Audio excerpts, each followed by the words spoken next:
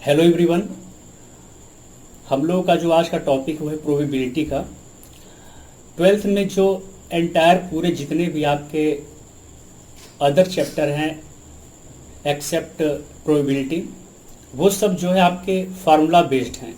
ठीक है, तो अगर आप उसको जानते हैं अच्छे से तो आप इजीली आप किसी क्वेश्चन को सॉल्व कर लेंगे। लेकिन प्रोबेबिलिटी के साथ ऐसा नहीं है।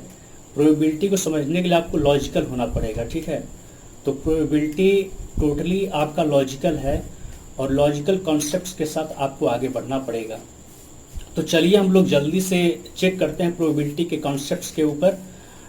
वेरी फर्स्ट जो आपका टॉपिक है वो है आपका कंडीशनल प्रोबेबिलिटी का। तो वही स्टार्ट करेंगे। Let's check. चलिए प्रोबेबिलिटी के इंट्रोडक्शन के बारे में चर्चा कर लेते हैं। इन अर्लियर क्लासेस 11th में भी हम लोग इंट्रोडक्शन के बारे में पढ़ेंगे प्रोबेबिलिटी के, जिसमें हम लोग ये समझ रहे थे कि probability as a measure of uncertainty of events in a random experiment.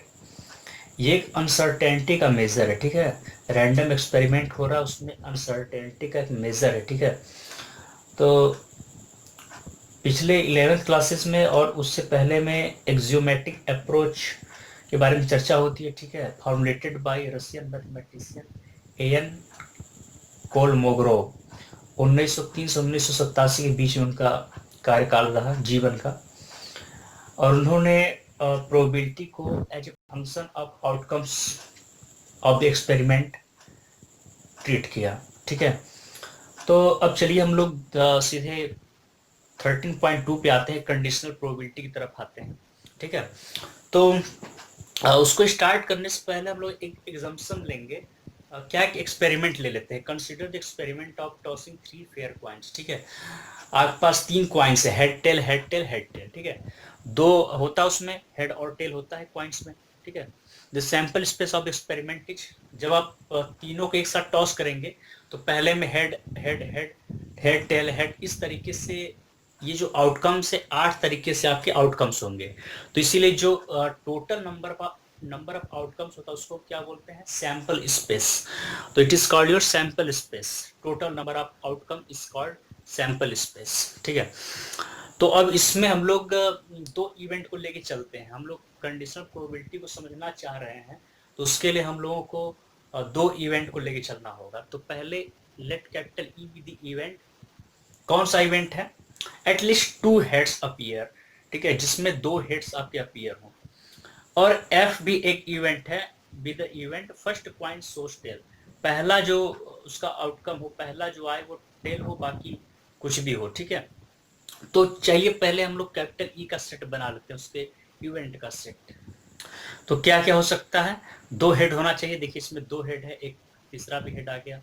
इसमें भी एटलीस्ट 2 हेड है, टेल हो गया, head tail head tail head head.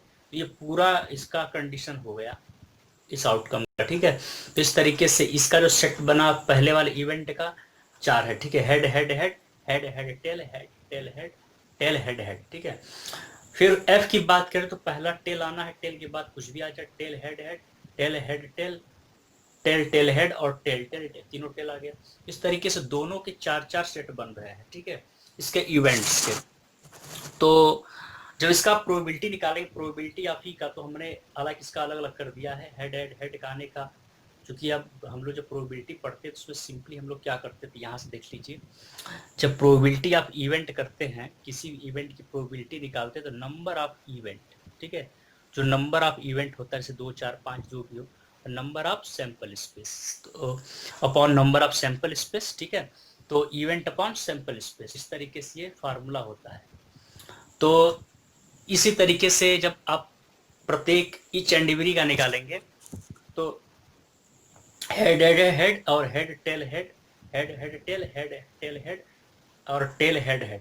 तो इस तरीके से 1/8 1/8 1/8, इस तरीके से 1/8 इज इक्वल टू 1/2 आ जाएगा। तो सिंपली आप ऐसे कर दीजिए, प्रोबेबिलिटी आप ई लेंगे तो कितने इसमें आउटकम है, 1 2 3 4, तो 4/8 टोटल आउटकम, यहाँ से 8। ठीक है, सैंपल स्पेस हो जाएगा, जिसको आप ऐसे लिख सकते हैं N E upon N S. ठीक है, इस तरीके से आप एन ई आपका 4 हो जाएगा और ये एन एस आपका 8 इज इक्वल टू 1/2 हो जाएगा। सिंपली यहाँ पर आपका 1/2 भी है। अब चलिए थोड़ा आगे आ जाते हैं इसको देखने के लिए। अब दूसरे वाले इवेंट की बात करते हैं, प्रोबेबिलिटी ऑफ एफ। ठीक है, इसमें भी 4 आपके हैं, तो प्रत्येक का लेंगे तो 1/2, 1/8, 1/8, 1/8, 1/8 is equal to 4/2 is equal to 1/2। इसको भी आप प्रोबेबिलिटी ऑफ एफ को लिख सकते हैं number of F upon number of sample space. ये भी आपका 4 आउटकम है और ये सैंपल स्पेस 8 है, 4/8 इज इक्वल टू 1/2। इस तरीके इसकी प्रोबेबिलिटी 1/2 हो गई। अब देखिए, अगर हम इन दो प्रोबेबिलिटी दोनों इवेंट्स का अगर इंटरसेक्शन निकाले, कॉमन निकाले, तो also E intersection F is equal to tail head head. क्यों? अगर आपने देखा इसमें, देखिए यहाँ आपका इवेंट है, ठीक है, जब आप जिसमें आपका 2 हेड होना चाहिए, 4 है। एफ आपका दूसरा इवेंट है जिसमें आपके पास पहला टेल होना चाहिए, इसमें भी 4 है। ठीक है, तो इसमें आप कॉमन ढूंढेंगे तो आपको ये और ये, इसमें का पहला और इसमें का चौथा कॉमन मिलेगा, बाकी कुछ भी नहीं मिलेगा। ठीक है, इसलिए इसमें क्या हो जाएगा, ओनली 1 इवेंट मिलेगा जो कि आपका है टेल हेड हेड। तो जब इसकी प्रोबेबिलिटी निकालेंगे, प्रोबेबिलिटी ऑफ ई इंटरसेक्शन है, तो आपका probability of tell head head का निकालना पड़ेगा। तो उसमें ये होगा कि ये सिर्फ एक ही है और आउटकम आपका 8 है, इसीलिए क्या हो जाएगा 1/8। तो देखिए अब इसी में हम लोग कंडीशनल प्रोबेबिलिटी को देखेंगे। ठीक है, तो यहां से आप देखिए the probability of E, probability of E considering capital F as the sample space। मतलब ये होगा कि हमें प्रोबेबिलिटी ऑफ ई निकालनी है कैपिटल एफ को सैंपल स्पेस मान के। देखिए चूंकि सैंपल स्पेस इसका जो था वो 8 था, ठीक है, लेकिन 8 थे उसमें, लेकिन सैंपल स्पेस जब कैपिटल एफ का लेंगे तो ओनली 4 हो जाएगा, वो श्रिंक डाउन हो जाएगा, कम हो जाएगा। ठीक है, 4 हो जाएगा। और ये जब प्रोबेबिलिटी ऑफ ई निकालेंगे तो सिर्फ उसमें से निकालेंगे, किसमें, कैपिटल एफ में से ई को फाइंड आउट करेंगे। तो आपने देखा कि जब कैपिटल ई को एफ में फाइंड आउट करेंगे तो टेल हेड हेड, ठीक है, एक ही ई का जो इवेंट है, चारों में से जो आपके जो चारों थे इवेंट, यहाँ आप देखिए ई इवेंट में जो चारों थे वो सिर्फ एफ में सर्च करेंगे। मान लीजिए ये आपका एफ सैंपल स्पेस है, तो सिर्फ एक ही आपका जो आउटकम बचता है वो यहाँ से निकाला जा सकता है।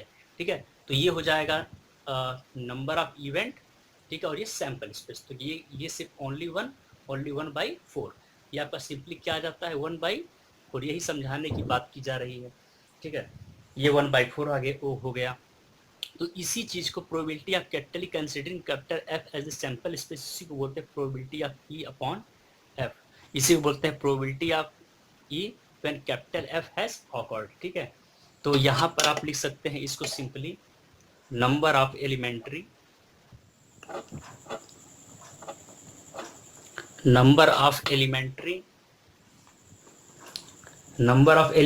Events favourable to E intersection F, ठीक है, upon number of elementary events which are favourable to F. ठीक है, तो कैपिटल एफ यहाँ पे श्रिंक डाउन का जो सैंपल स्पेस था उसमें सिर्फ सैंपल स्पेस कैपिटल एफ को लेंगे और इसी में से जो इंटरसेक्शन आ रहा है ई और एफ का वो लेंगे कैपिटल ई के रूप में, क्योंकि कैपिटल ई को हमें निकालना है आउटकम के रूप में और कैपिटल एफ सैंपल स्पेस में से। तो यहाँ ई इंटरसेक्शन एफ एक ही निकलेगा और ये 4 इसका है ही कैपिटल एफ का जो कि सैंपल स्पेस का काम कर रहा है। तो इस तरीके से ये आ जाएगा, इसको आप नंबर में लिखेंगे तो N E intersection F upon N F. ठीक है, अब इसमें न्यूमरेटर और डिनोमिनेटर में आप सैंपल स्पेस से डिवीजन कर लीजिए, डिवाइड कर दीजिए एन एच। ठीक है, और simply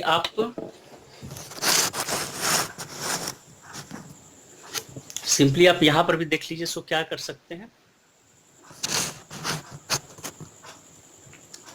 N E intersection F upon N S upon, sir ये एन एफ है और ये N F upon N S. ठीक है, तो देखेंगे कि इस चीज को आप क्या लिख सकते हैं, प्रोबेबिलिटी लिख सकते हैं, यही होता है number of outcome upon number of sample space.